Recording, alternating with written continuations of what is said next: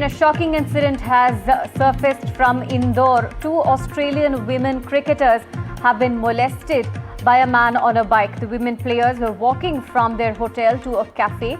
FIR has been registered and the accused molester, Akil, has been arrested as well.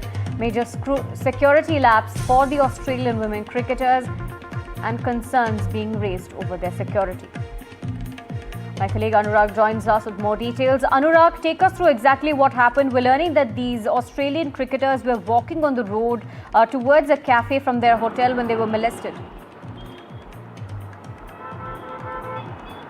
Yes, exactly.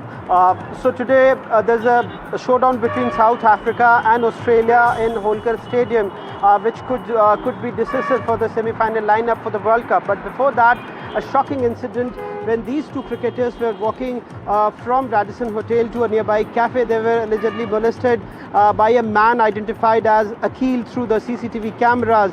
They immediately alerted, the team manager, Danny Simpson, and then he alerted the liaison officer and who came in contact with the Indore police, and through security, through CCTV footage and the live location, they traced the accused from Khajrana area. He's been arrested, and though the police personnel there are saying that security was there, but since it was a short walk, these women cricketers decided to walk without any escort, and that's when this the accused he showed some lewd gestures, and then he tried to allegedly grab one of the cricketers when they immediately alerted their team manager.